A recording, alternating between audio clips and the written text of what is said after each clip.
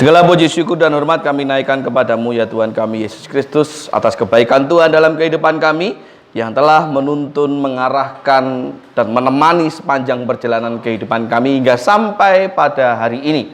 Dan bersyukur kepada Tuhan kalau pagi ini kami Tuhan bangunkan kembali dalam istirahat kami malam tadi, sehingga pagi ini kami boleh bersama-sama dengan saudara-saudara kami seiman untuk beribadah kepada Tuhan, menyembah Tuhan dan memuliakan nama Tuhan pada hari Sabat pagi hari ini. Kami percaya sebagaimana Tuhan sudah menyertai hidup kami, pun pagi ini Tuhan menyertai dalam ibadah kami. Tuhan juga lah yang akan menyertai kami dalam pembelajaran firman Tuhan pada pagi hari ini. Hikmat yang daripada Tuhan, pengertian dan kebijaksanaan yang daripada Tuhan boleh menolong kami untuk memahami setiap kebenaran firman Tuhan yang kami pelajari bersama-sama. Kuasai ruangan ini, kuasai hati kami, kuasai pikiran kami, telinga kami, mata kami, supaya tertuju, terfokuskan ke dalam pembelajaran firman Tuhan ini. Dan hamba-Mu yang jauh daripada sempurna, hamba-Mu yang penuh dengan keterbatasan ini, menyembunyikan diri di bawah kaki salib Kristus, supaya biarlah kiranya Tuhan sendiri yang menolong, menuntun hamba-Mu, memakai hati, pikiran, bibir, dan lidah ini untuk memperkatakan apa yang ingin Tuhan katakan bagi jemaat-Mu sekalian. Terima kasih Tuhan, waktu kami selama beberapa menit ke depan kami serahkan kepada Tuhan. Berkuasalah di ruangan ini, berkuasalah di gereja-Mu ini, berkuasalah melalui firman-Mu pada pagi hari ini. Dan di dalam nama-Mu Tuhan kami Yesus Kristus, Tuhan dan Juru Selamat kami yang hidup, kami berdoa dan mengucap syukur. Amin. Shalom. Shalom. Selamat pagi. Sehat. Minggu pertama loh Gi. Hah? Wis bayaran dong? Hah? Waduh.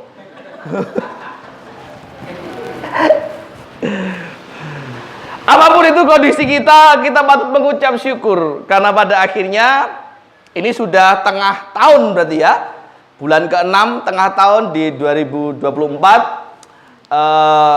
Mungkin ada di antara kita atau bahkan gereja ini pun juga sempat memulai dengan segala macam bentuk pergumulannya dan bahkan mungkin juga kekhawatirannya memulai tahun ini. Tapi nyatanya Tuhan masih ada bersama-sama dengan kita sampai tengah tahun di tahun 2024.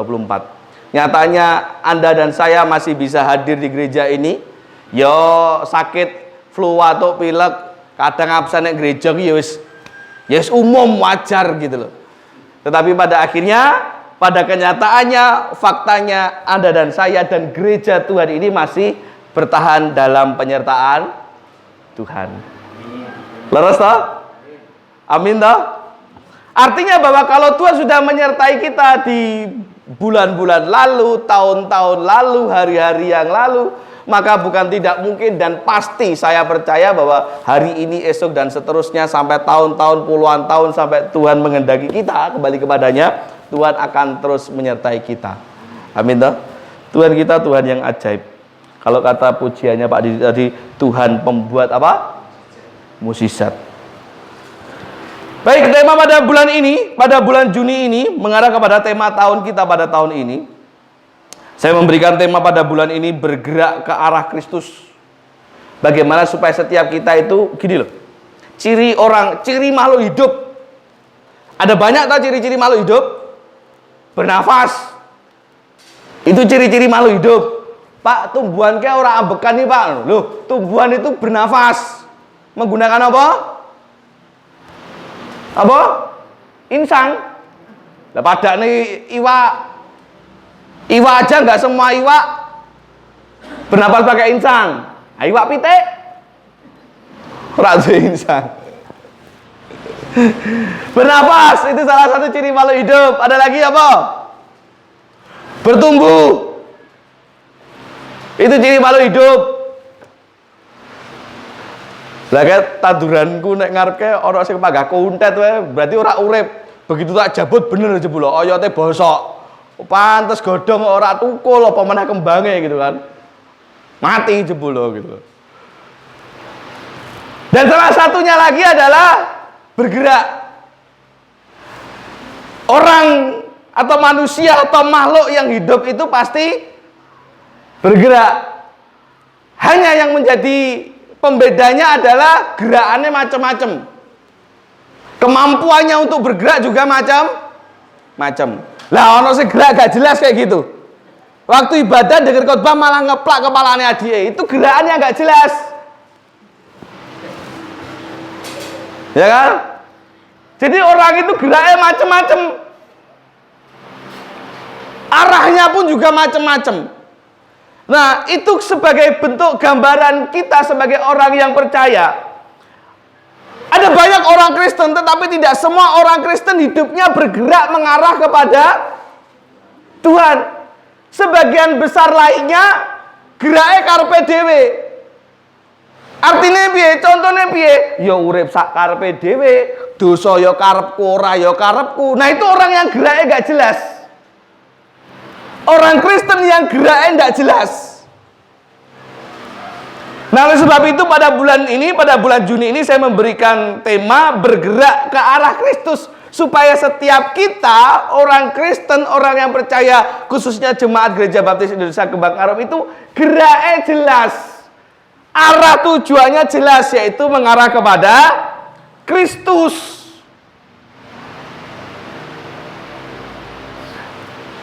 Namun sebelumnya mari kita buka terlebih dahulu dalam kitab kita. Nats firman Tuhan yang terambil dalam kitab Mazmur nomor 105.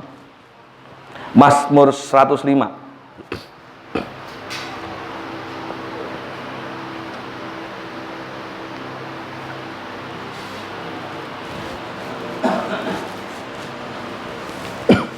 Ampun.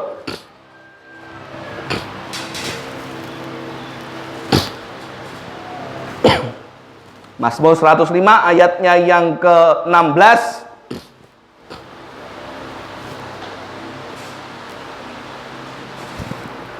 sampai dengan 22.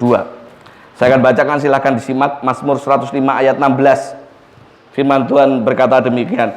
Ketika ia mendatangkan kelaparan atas negeri itu dan menghancurkan seluruh persediaan makanan, diutusnyalah seorang mendahului mereka, yaitu siapa? Yusuf, yang dijual menjadi budak. Mereka mengimpit kakinya dengan belenggu, lehernya masuk ke dalam besi sampai saat firman-Nya sudah genap dan janji Tuhan membenarkannya. Raja menyuruh melepaskannya, penguasa bangsa-bangsa membebaskannya, dijadikannya dia tuan atas istananya dan kuasa atas segala harta kepunyaannya, untuk memberikan petunjuk kepada para pembesarnya sekehendak hatinya dan mengajarkan hikmat kepada para tuannya. Yang menutup ayat 23.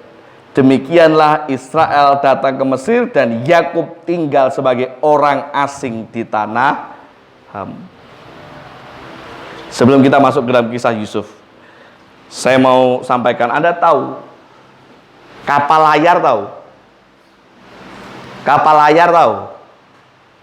Orang kapal api loh ya.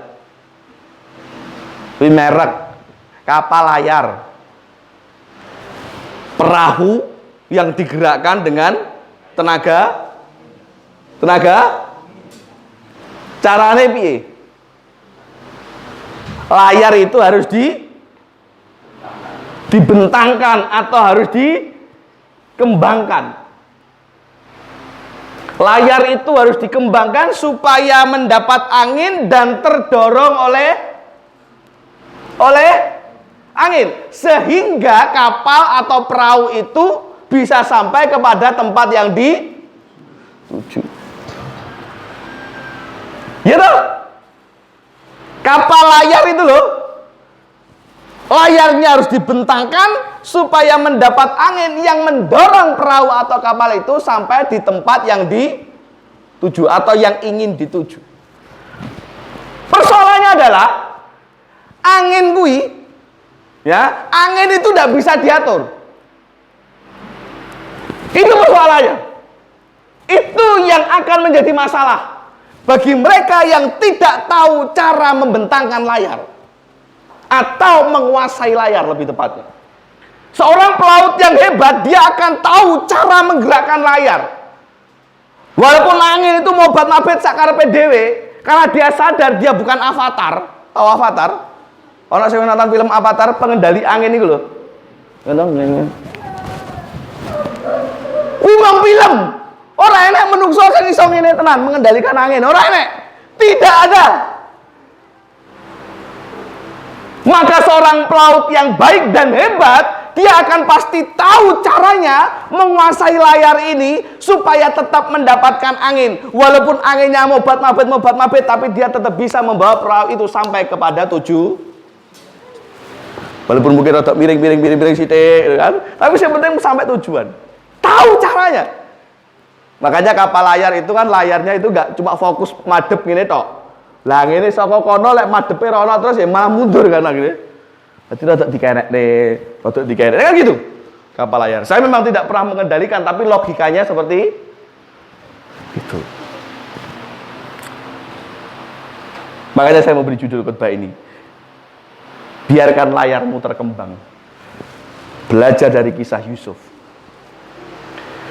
Yusuf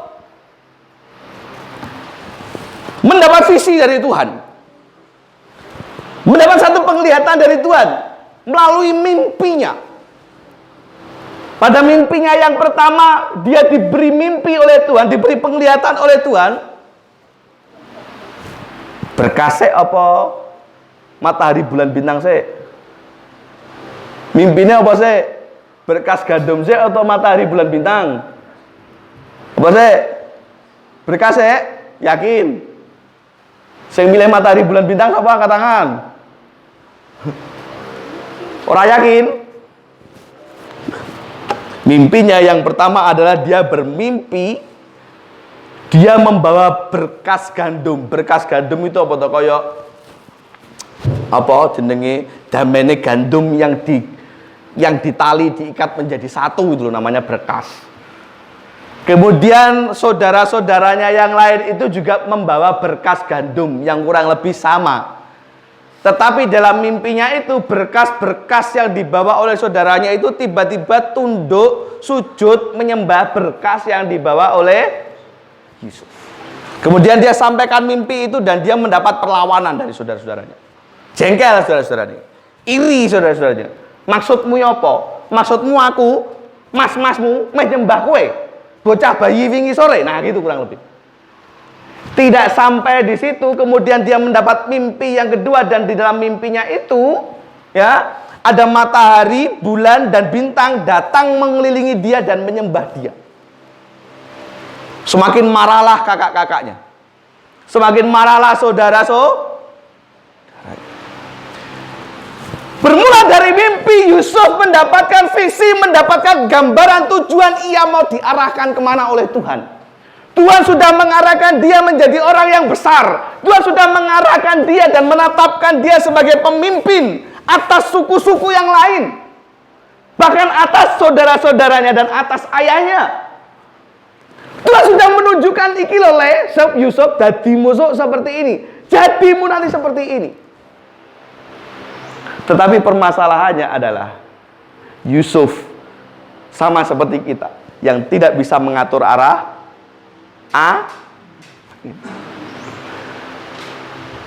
maka akhirnya digoncangkanlah Yusuf kapalnya itu dengan angin melalui saudara-saudaranya yang iri, melalui saudara-saudaranya yang jengkel, yang gak suka dengan Yusuf.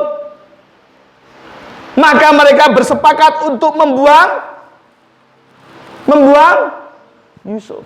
Tidak cukup sampai di situ, ia akhirnya baru saja layarnya mulai lurus kapalnya itu, orang seneng meneh diterak angin. Ia divit. Ketika ia bertahan dari godaannya Tante Poti atau istri Potifar itu, kemudian dia difitnah. Yang terjadi apa? Kapalnya mulai belereng lagi, ngerti? Miring lagi. Tetapi Yusuf tetap bertahan, dia mengarahkan layar kapalnya. Walaupun dia di penjara sampai akhirnya ia benar-benar menjadi seperti yang Tuhan katakan. Menjadi pemimpin, menjadi orang yang diutamakan, diistimewakan di tanah Mesir, bahkan sampai semua saudara-saudaranya dan ayahnya ikut hidup tinggal di Mesir. Dan ketika semua bangsa kelaparan, Mesir atas arahan Yusuf, Mesir menjadi satu-satunya negara atau bangsa atau kerajaan yang tidak mengalami kelaparan. Hidup kita itu terkadang seperti Yusuf. Kita sudah punya mimpi, kita sudah punya goal, kita sudah punya tujuan hidup, tetapi ada kalanya diombang-ambingkan oleh angin. Ada kalanya diarahkan ke arah yang lain. Maka biarkanlah layarmu tetap terkembang dan teruslah bergerak ke arah Kristus. Carane piye? Saya mencatat ada 2 bagian. Benorak suwe-suwe. Yang pertama, apa yang membuat Yusuf berhasil mengarahkan kapalnya, layarnya itu sehingga sampai tetap di tujuan. Yang pertama saya mencatat bahwa Yusuf walaupun diombang-ambingkan oleh angin, dia tetap menjaga tujuannya. Dia tahu arahnya tetap kemana. Dia tidak seperti pepatah mengatakan, ya hidup itu mengalir saja seperti air gitu. Diarahkan nek di tetap neng di ngikut gitu ya. Karena Anda tidak tahu air itu arahnya kemana. Ya ke bawah, tapi ke bawah bagian mana? Iyalah akan bermuara di laut. Ada jeburan mau mandek mampet neng ngene got. Jangan mau hidup di got. Kalau Anda diciptakan Tuhan sebagai ikan misalkan, gelem mandek nek got. Kan enak nek ngene laut. Iso bebas berenang. Yen ora kepancing Pak Batiar. Lagi kepancing Pak Batiar ya ora iso piye. Artinya ke tempat yang lebih baik gitu. Hidup itu tidak bisa terus hanya mengalir saja, tetapi hidup itu harus bergerak. Arahmu harus jelas. Ketika kita diombang-ambingkan oleh angin kehidupan, jadilah seperti Yusuf yang tetap menjaga arah tujuannya. Salah satu contoh kejadiannya adalah dalam kitab Kejadian pasal 39. Tidak usah dibuka, duwowo. Adalah saat dimana tadi saya sebutkan ketika Yusuf digoda, Yusuf dicobai, Yusuf diiming-iming, Yusuf diajak oleh seorang yang tidak disebutkan namanya, tetapi di situ hanya disebutkan sebagai istri Saya pernah sampaikan tentang khotbah tentang istri Potifar ini. Sebagai seorang istri Potifar, sebagai seorang juragan, orang mungkin pacaannya bladus. Masalah elek pun ndak elek, wajahnya itu relatif, tapi pasti kinyis-kinyis. Ada? Kalau zaman sekarang itu ada apa namanya, teknologi macam-macam untuk membuat orang-orang yang merasa sudah tua, yang merasa kulitnya sudah keriput, iso digawe tampil muda. Ada tahu siapa namanya itu? Aku ketok tuwek banget tulisan gue. Ada, ya itu aja ketok 6 jian. Oke, sing mau titip Puspa apa? Tadi. Yang nyebut titip Puspa siapa? Mbak Repto, ketok umure. Titip Puspa ngerti kamu? Orang ngerti ya, ketok tau umure titip Puspa. Apa? Sophia Lajuba. Nah, ketok juga umure toh. Sophia Lajuba itu umurnya sudah 50-60-an gitu. Cik kinyis-kinyis lah. Ada banyak teknologi, mulai dari disuntik apa namanya, suntik berbagai macam zat kimia ben kenceng gitu kan, sampai ada istilahnya teknik yang namanya tarik benang gitu. Jadi setiap keriput ditarik gitu. Jadi tuwa sithik kan wajahnya ngene kabeh. Atau warik ngene. Wah ayu ora malah medeni gitu kan. Lah warik kabeh kan ben kewenceng. Jadi wajahnya ngomong bekudet ngono. Kamu kenapa habis tarik benang? Sebenarnya kan ketok kenceng. Kalau zaman itu ada metode itu, saya yakin istri Potifar itu menjalani metode ini. Karena apa? Duit.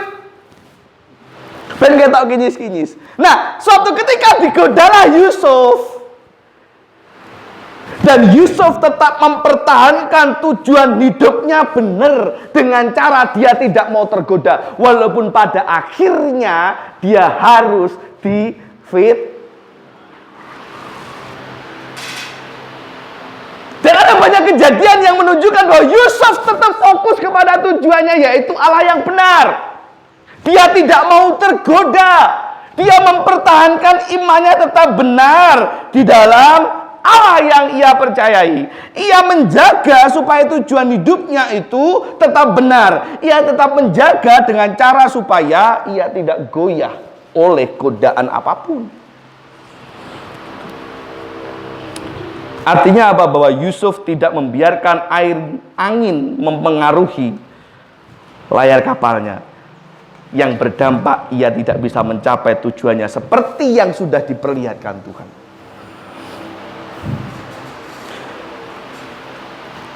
Ini yang seringkali terjadi dalam kehidupan kita.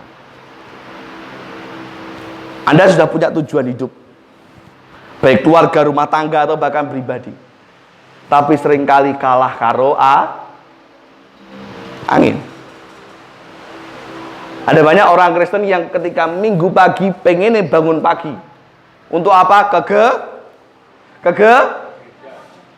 Kemudian tonggo ngabari, ayo nek kono nek jalan santai berhadiah TV lho, budal. Entuk TV ora, glundung. Kayak almarhum nenek saya. Gitu. Orang naik gereja tujuannya apa? Agustusan ben itu hadiah. Waktu itu apa ya hadiah mah? Sepeda motor, ada kulkas ya kan? Itu hadiah enggak? Enggak. Lah terus entuk apa? Glundung saka pickup. Itu nenek saya. Baru kesaksian di gereja. Saya menyesal tidak ke gereja dan ikut jalan santai. Lah kenapa? Karena saya tidak dapat hadiah, malah glundung dari pickup. Pickup itu loh, pickup untuk ngangkot orang-orang yang capek gitu loh. Biasanya kan ada kan ngiring di belakang. Nah karena dia sudah lansia, nemeni cucunya, dia naik ke pickup itu. Glundung mbok piye carane gitu loh. Dadi entuk hadiah ora tiba ya gitu loh.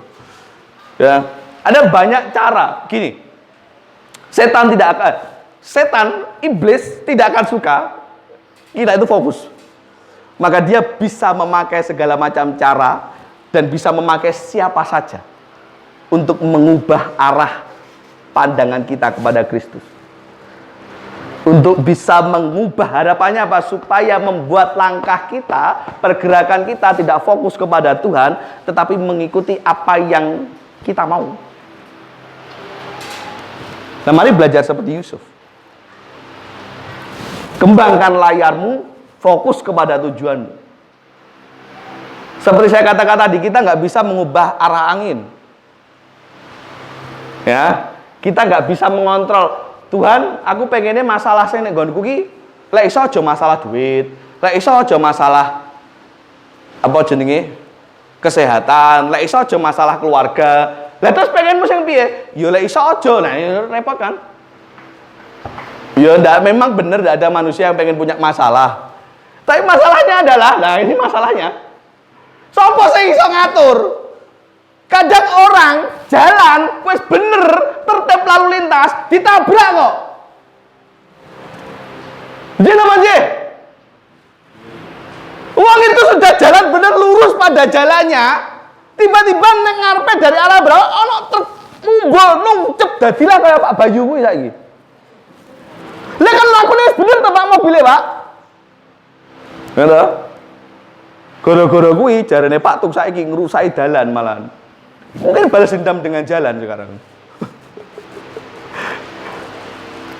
Padahal wis bener, walaupun sempat lali saka omah, tapi minggir nek pom bensin berdoa. Tuhan minta maaf aku tadi lali berdoa, sekarang aku berdoa. Seperti kan doa ya, Pak. Gitu. Mlakune ya ora ugal-ugalan. Ono truk saka ngarep muncul nek ngene pas mobile Pak Bayu. Itu yang terjadi dalam kehidupan kita. Kita gak akan pernah bisa mengatur masalah apa yang akan datang. Ya pengennya sebagai manusia dan itu sah-sah saja, kita gak punya masalah, tapi itu gak mungkin. Yang bisa kita lakukan adalah tetap mempertahankan supaya layar kita tetap fokus pada tujuan. Pandai-pandailah menjadi seorang pelaut yang bisa mengarahkan supaya kapal itu sampai kepada tujuan yang benar. Yang kedua, belajar dari Yusuf. Yusuf itu seorang yang optimis. Dan optimisnya Yusuf itu ditunjukkan dengan pikiran-pikirannya yang selalu positif. Terlebih kepada Tuhan. Buka dalam kitab Kejadian pasal 50. Ayat 20. Itu salah satu poin bagaimana Yusuf melihat masalah yang terjadi dalam kehidupannya. Dan dia melihat apa yang Tuhan lakukan dalam kehidupannya. Nah, sudah menemukan, silakan dibaca. Kejadian pasal 50 ayat yang ke-20. 1, 2, 3. Memang kamu telah mereka-rekakan yang jahat terhadap aku, tetapi Allah telah mereka-rekakannya untuk kebaikan, dengan maksud melakukan seperti yang terjadi sekarang ini, yakni memelihara hidup suatu bangsa yang besar. Memang apa Pak Eko? Memang kamu telah apa? Yang apa?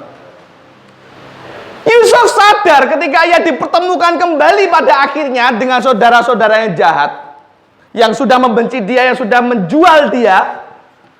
Sebagai manusia pasti dia ada rasa jengkel dalam hatinya. Tetapi ini yang Yusuf katakan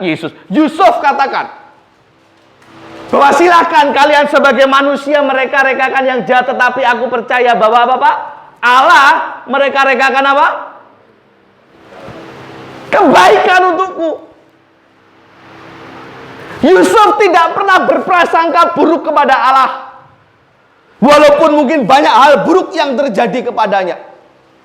Dia percaya, dia optimis bahwa Tuhan tetap mengurapinya, tetap memelihara dia, tetap menyertai dia. Walau apapun yang terjadi, dan itu terbukti.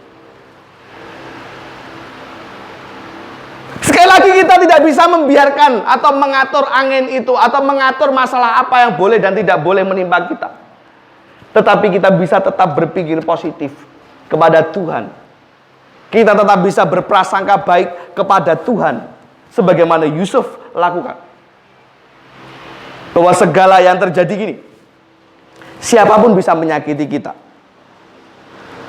Siapapun bisa mengecewakan kita. Istri, suami, anak, orang tua bisa mengecewakan kita. Bahkan saya bisa mengecewakan Anda. Pun Anda bisa mengecewakan saya. Tapi ada satu pribadi yang tidak bisa dan tidak akan pernah mengecewakan kita. Siapa? Tuhan Yesus. Maka jangan pernah berprasangka buruk kepada Tuhan.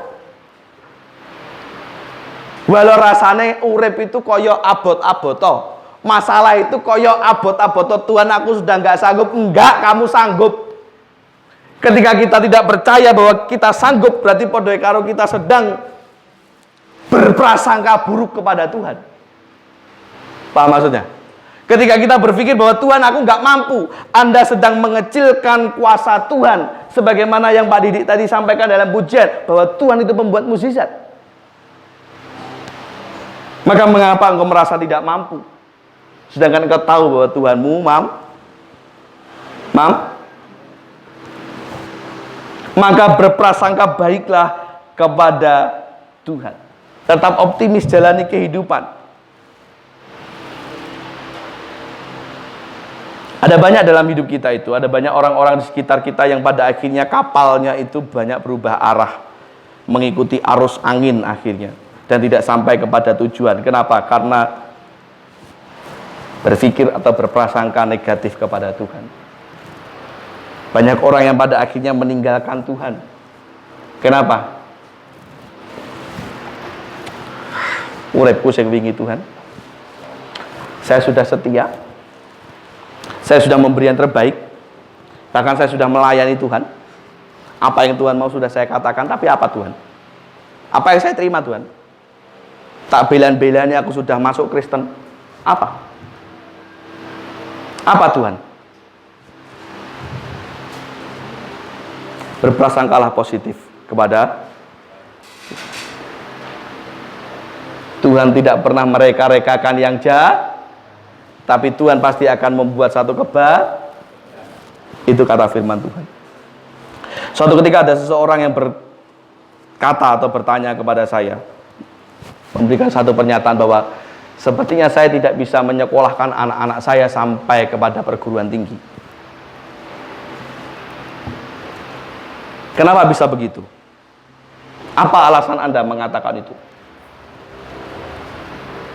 Karena dari kesaksian teman-teman saya, mereka yang sudah menyekolahkan anaknya padahal di universitas negeri, biaya apa namanya itu? Bangunan itu apa? Apa? Uang gedung dan sebagainya itu sampai 100 juta. Saya uang dari mana? Padahal teman-teman saya, padahal si A, padahal si B, si ini sudah pontang-panting cari serabutan, cari tambahan dan sebagainya. Saya diam hingga saya akhirnya menjawab, minta maaf, mungkin ini tidak banyak yang tahu jemaat, ataupun tahu tapi cuma batin, karena memang saya tidak pernah memberitahu woro-woro dan sebagainya. Ada beberapa yang harus saya ceritakan karena memang saya yakin ia butuh cerita ini. Tapi ada sebagian besar yang tidak tahu tentang kisah saya. Bahwa saya dibesarkan seorang diri oleh ibu saya dan adik saya. Saya disekolahkan sampai lulus sarjana oleh ibu saya. Dibiayai tanpa beasiswa oleh ibu saya. Adik saya lulus D3 dan sekarang puji Tuhan ini lagi jalan S1 ya. Walaupun dia sudah bekerja, masih walaupun sebagian tapi masih dibiayai oleh ibu saya yang saiki ikut saya pengangguran. Bu saya. Tidak usah tanya di mana bapak saya dan tidak usah cari tahu di mana bapak saya. Tetapi saya memberi kesaksian. Saya dibesarkan dan disekolahkan sampai lulus sarjana seorang diri oleh ibu saya. Tanpa beasiswa, bayar pribadi. Sekarang di STBI bayar pira pribadi? Mas, Jos, di STBI bayar berapa sekarang? Jenengan enggak tahu kalau pribadi bayar berapa? Enggak tahu, karena sponsornya Oh. Jadi jenengan pakai sponsor? iya. Bersyukurlah. Sponsorku siapa? Gusti Yesus. Lewat ibu saya. Oh iya weh, mamahmu, ibumu pontang-panting. Enggak. Ibu saya cuma kerja di satu tempat. Di rumah sakit baptis. Oh iya weh, dari rumah sakit bayarannya akeh. Piro ti? Cuma 2 juta sekian, enggak ada 2,5 ya? Hah? Enggak ada? Ada? 2 berapa? Loh, akeh bayaranmu karo aku? Itu yang terakhir. Yang waktu aku kuliah masih di STIKES ya? Cuma berapa waktu itu? Bisa nguliah ke saya tanpa nyambi ngojek juga. Saya tidak menyalahkan bapak ibu yang punya sambilan banyak, enggak loh ya, yaitu cara Tuhan memelihara jenengan. Kalau memang harus itu ya monggo.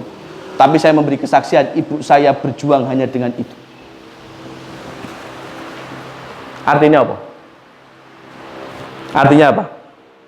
Yang pertama, untuk segala kegagalan yang pernah kita lalui, untuk setiap penderitaan yang sudah kita lalui atau sedang kita lalui sekarang, ora usah nyesel. Ya sudah, semua sudah terjadi. Tuhan ngerti yang ngono, enggak usah. Karena enggak akan mengembalikan apapun juga. Yang kedua, artinya apa? Ora perlu khawatir untuk hari esok. Firman Tuhan aja ngomong kok. Kesusahan hari ini juga untuk hari. Ora usah mikir ada apa meneh. Esteri TK yo. Cik TK. Dadakno mikir sesuk kuliah piye. Tuhanmu tetap sama toh? Loh Pak, tapi kan tetap harus investasi, harus nabung. Itu bagus. Tapi rasa khawatir. Pak, lah tapi usaha gimana? Duit Tuhan pun. Anda sudah berjuang tuh sekarang. Dan biarkan Tuhan yang melanjutkan. Berprasangkalah baik kepada Tuhan. Kalau Tuhan kemarin pelihara kamu, masa sesuk gak bisa pelihara kamu? Ya tak? Tuhan akan mereka-rekakan jalan untuk itu. Adik saya bukan anak yang pintar, Dari kecil. Ya Ma ya. Saya terkadang itu suka marah dengan Sifra. Tapi ketika saya melihat, enak sing diturun sapa? Ome. Nah, balik sekolah, budal sekolah lengkap, balik sekolah kaos kaki hilang siji. Piye ceritanya Jal? Ya adik saya itu. Hampir setiap Senin selalu celingak-celing golek apa dasi karo topi. Wih, adik saya itu penak itu tiap Senin dasi topinya anyar. Karena mesti hilang. Lah kok nurun nek ngene anak kuwi? Padahal ana sing ngajari.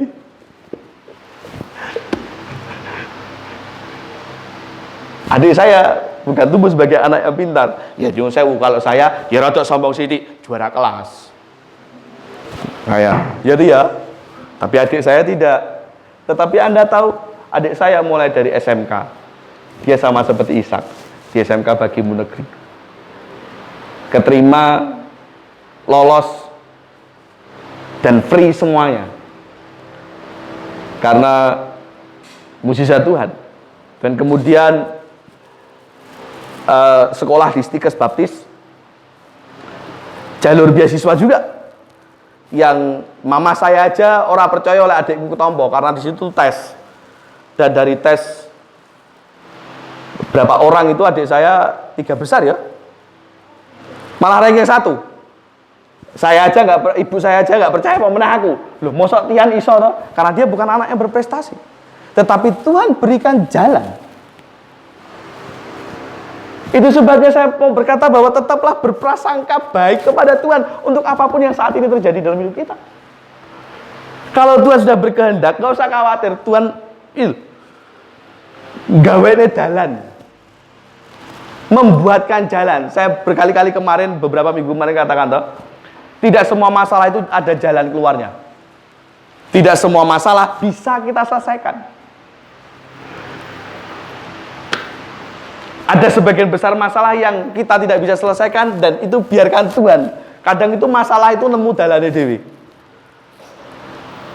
Wes aku buntu Tuhan, wes jarno. Nanti akan nemukan dalane dewi. Coba amati dalam kehidupan jenengan. Ada banyak masalah yang tidak bisa kita selesaikan, tiba-tiba nemu aja jalannya.